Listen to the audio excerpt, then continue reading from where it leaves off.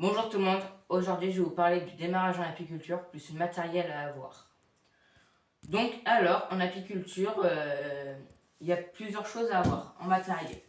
Donc d'abord, il y a l'enfumoir qui sert à enfumer la ruche. L'enfumoir, c'est ce qu'il faut de primordial, c'est le premier outil qu'il faut. Donc il sert à enfumer la ruche, c'est pour quand tu veux intervenir dans la ruche. Donc il n'est pas bien compliqué à utiliser, ça sert à ça. Là, on a une pince lève-cadre. On a une pince qui sert de pince, qui permet de lever le cadre. Et là, on a un lève-cadre intégré. Vous allez voir tout à l'heure à quoi ça sert. Là, on a un lève-cadre aussi avec un crochet. Ça, c'est les outils à tout faire. Là, on a une brosse avec des poils en soie qui permet de balayer les abeilles quand tu veux enlever des cadres, dans des cadres de os, pour extraire le miel après. Des allumettes. Un tendeur de fil. Ceci, ça te sert à tendre les fils des cadres quand tu essires, quand tu mets des packs de cire gaufrée. Là, après, on a une pince à renne. Ça, c'est pareil. La pince à renne, elle sert quand tu veux travailler correctement et être sûr de ne pas écraser la renne.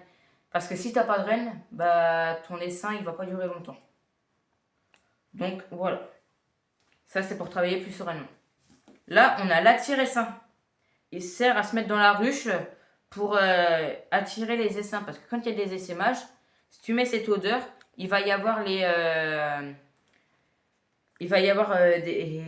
butineuses et des vadrouilleuses qui vont venir faire des tours quand il y aura un essaimage pour repérer s'il n'y a pas un endroit où est-ce qu'elles pourraient se mettre. Donc ça dégage une odeur un peu comme la citronnelle pour que ça les attire. Donc ça sert aussi pour avoir des essaims. Parce que quand tu démarres en apiculteur, tu n'as pas forcément l'argent pour. Là, un marqueur qui sert à marquer la reine pour la retrouver plus facilement dans la ruche.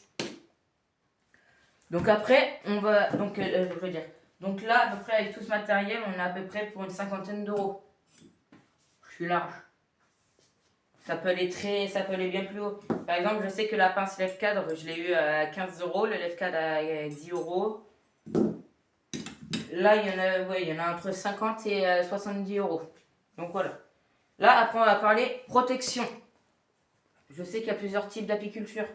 Il y en a qui travaillent sans gants, sans tenue, sans rien. Ils y vont comme ça, comme je suis là. Ce qui n'est pas bon. Bah, il y en a qui vont dire oui, si c'est bien, mais d'autres non. Moi, je sais que je travaille avec tout.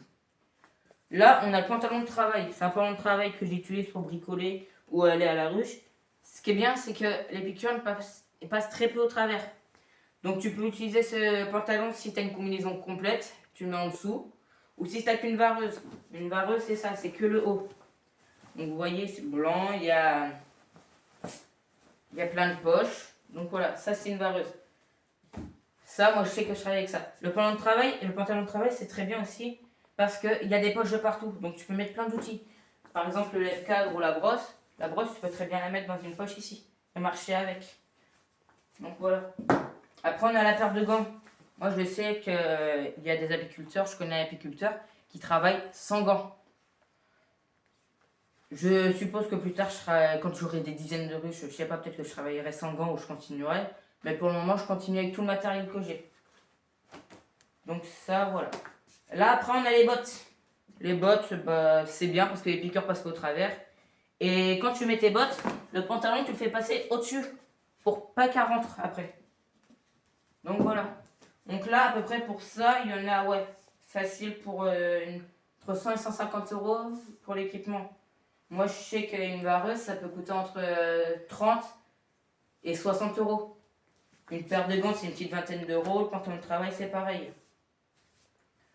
Donc là, après, on va passer à la ruche. Donc ça, c'est une ruche d'Adam 10 cadres. D'Adam, c'est le modèle le plus courant qui est... Donc je disais, le modèle d'Adam, c'est le modèle le plus répandu. Je sais que dans l'Oise, c'est le modèle le plus répandu. Après, c'est le modèle le plus répandu en fait partout. Après, il y a de la Loiret, de l'aviron, des ruches en paille, des ruches en tronc. Mais ça, je sais que moi, je travaillerai potentiellement qu'avec de la d'Adam. Donc là, je vais parler, ça, c'est une partition. Ça se met au milieu d'une ruche pour diviser la ruche en deux ou faire des divisions pour créer plusieurs essaims. Moi, je sais que vous verrez potentiellement une vidéo l'année prochaine où est-ce que je ferai une division. Je n'en dis pas plus. Donc voilà. C'est une partition en bois, vous voyez. Elle est potentiellement grasse. Moi, je sais que là, elle est grasse. C'est pour l'étanchéité, je veux dire. Excusez-moi. Donc voilà. Après, là, on a la ruche. Donc là, je vais ouvrir et je vais vous montrer avec le lève-4 pince et le lève-4 comme ça. Donc là, je sais que ce lève-4, là, il n'y en a pas besoin pour ouvrir. Le toit, tu lèves comme ça. Et là, comme vous pouvez le voir, il y a un isolant en bulle plus un isolant en mousse. Je sais que ces isolants, c'est super. C'est nickel, c'est incroyable. Donc voilà. Là, après, vous voyez, je vais prendre ce lève-cadre qui permet de décoller comme ça. Voilà. Au pire, il y a celui-là où est-ce que tu permets aussi de faire la même chose. Donc là, je vais le prendre. Et là, vous voyez, c'est tout rouge. C'est tout rouge, c'est rempli de propolis. La propolis, il faut savoir que c'est une colle que les abeilles fabriquent pour combler tous les trous. Donc ça, c'est un couvre-cadre où est-ce qu'on peut mettre aussi un chasse-abeilles. Un chasse-abeilles, ça va servir à... On va venir le mettre 48 heures ou 24 heures avant de ramasser ses os. Comme ça, il y aura moins d'abeilles dans ses os. Et du coup, tu feras moins de morts. Donc voilà. Là, après, il y a le nourrisseur. Le nourrisseur, c'est comme ça à l'intérieur. Tu mets ton sirop.